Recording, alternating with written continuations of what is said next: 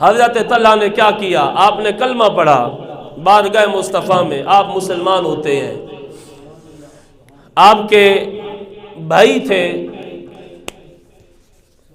حضرت طلحہ بن عبید اللہ کے بھائی عثمان بن عبید اللہ، بھائی نے آپ کو پکڑا اور مکہ کا ایک بہت بڑا سردار تھا، اس نے حضرت سیدنا صدیق اکبر رضی اللہ تعالیٰ عنہ اور حضرت طلحہ بن عبید اللہ، اب آپ کے ذہن میں یہ بات ہونی چاہیے، جس دن حضرت طلحہ ایمان لاتے ہیں، آپ کے ایمان لانے سے پہلے صرف 7 بندے مسلمان ہو چکے تھے، 8ویں بندے آپ تھے۔ پھر حضرت طلحہ کو بھی اور سیدنا صدیق اکبر کو بھی ان کو رسی کے ساتھ باندھ کے اور ان پہ ظلم کیا گیا۔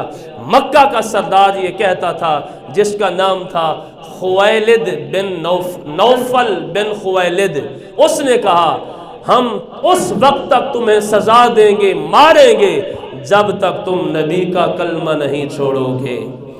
اور حضرت سیدنا صدیق اکبر، حضرت طلحہ بن عبید اللہ رضی اللہ تعالیٰ عنہ، دونوں صحابہ نے یہ کہا، او مکہ کے سردار، ہم اپنی جان تو دے سکتے ہیں، نبی سے بے وفائی نہیں کر سکتے۔ احباب ذوقار، حضرت طلحہ بن عبید اللہ رضی اللہ تعالیٰ عنہ آپ اسلام میں داخل ہوتے ہیں۔ پھر آپ نے جس وقت بھی اسلام کے لیے مال کی ضرورت پڑی، حضرت سیدنا طلحہ بن عبید اللہ نے اللہ کے راستے میں مال دیا، اور جب جنگ کے لیے مال کی ضرورت پڑی، حضرت طلحہ بن عبید اللہ رضی اللہ تعالیٰ عنہ آپ نے اللہ کے راستے میں مال دل کھول کے دیا۔ اور اکثر کیا ہوتا، جب آپ کے پاس مال زیادہ ہو جاتا تو حضرت طلحہ پریشان ہو جاتے تھے۔ آج مسلمان ہیں ہم، نام کے مسلمان، پیسے کے پجاری، احباب ذوقار، آج ہم بھی ہیں، لیکن نبی علیہ الصلوۃ والسلام کے صحابہ کا عشق دیکھیں، صحابہ کی محبت دیکھیں، جب بھی دین کو مال کی ضرورت پڑی، صحابہ نے اپنا سب کچھ دین پہ قربان کیا، سب کچھ قربان کیا۔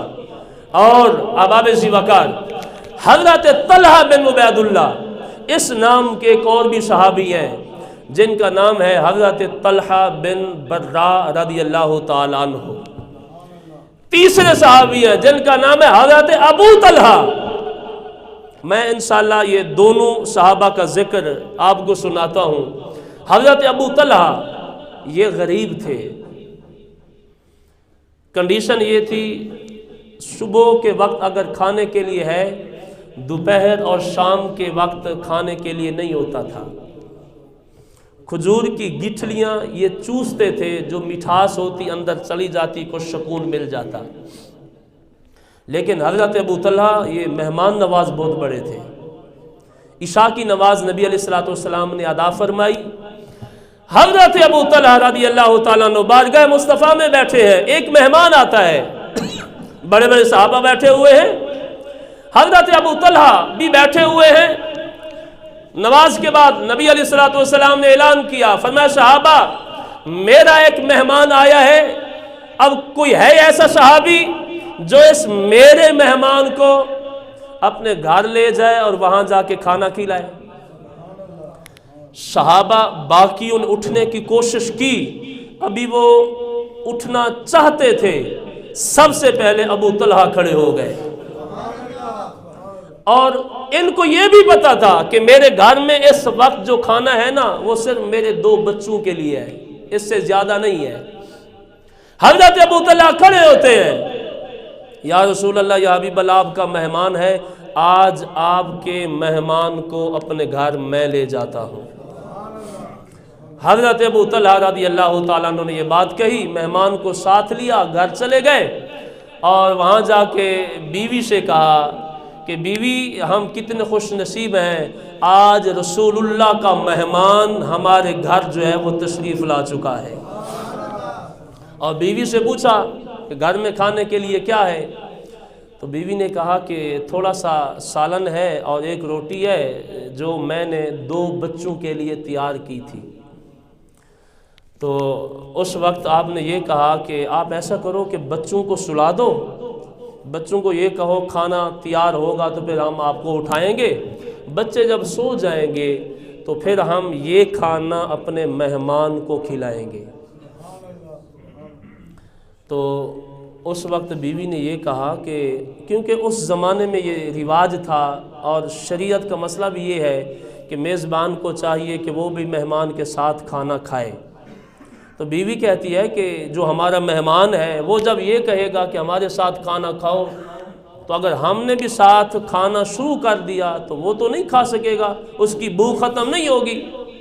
تو حضرت ابو طلحہ نے یہ کہا کہ جب میں کھانا مہمان کے سامنے رکھوں گا تو میں یہ آواز دوں گا آپ کو کہ یہ جو ڈیوا ہے نا اس کو سیدھا کر دو، آپ اس کو سیدھا کرنے کے بہانے اس کو بجھا دینا، جب ڈیوا بجھ جائے گا تو میں آپ کو بلاؤں گا، ہم ویسے منہ چباتے رہیں گے، ہمارا مہمان جو ہے وہ کھانا کھا لے گا۔ محبت دیکھے مہمان کو کھانا کھلانے کی۔ آج بڑے بڑے لوگ ہم نے دیکھے ہیں کسی مہمان کا سنیں تو منہ پہ 12 بج جاتے ہیں کہ ہمارے گھر مہمان آ گیا، حالانکہ حدیث پاک ہے کہ جو مہمان آتا ہے وہ اپنا رزق ساتھ لے کے آتا ہے، جو جس کے نصیب میں لکھا ہوا ہے وہ اس کو ملتا ہے۔ حضرت ابو طلحہ کی بیوی اٹھتی ہیں، انہوں نے ڈیوا صحیح کرنے کے بہانہ سے اس کو بجھا دیا، اب خاوند نے بلایا آ جاؤ، اب یہ دونوں میاں بیوی خالی منہ ہلا رہے ہیں، مہمان کھانا کھا رہا ہے۔ اب مہمان کھانا کھا کے سو گیا، فجر کی نماز کے ٹائم جب یہ صحابی دونوں مہمان میزبان بارگاہ مصطفیٰ میں پہنچے، نبی علیہ السلام نے سلام پھیرا، متوجہ ہوئے حضرت ابو طلحہ کی طرف۔ حضرت ابو طلحہ کو میرے نبی نے دیکھا، دیکھ کے مسکرائے، مسکرا کے فرمانے لگے اے ابو طلحہ، جو رات والا تمہارا میاں بیوی کا جو عمل تھا نا وہ اللہ کو بھی پسند آیا، اللہ کے رسول کو بھی پسند آیا، اس عمل کی وجہ سے اے ابو طلحہ تجھ سے، تیری بیوی سے اللہ بھی راضی ہے، اللہ کا رسول بھی راضی ہے۔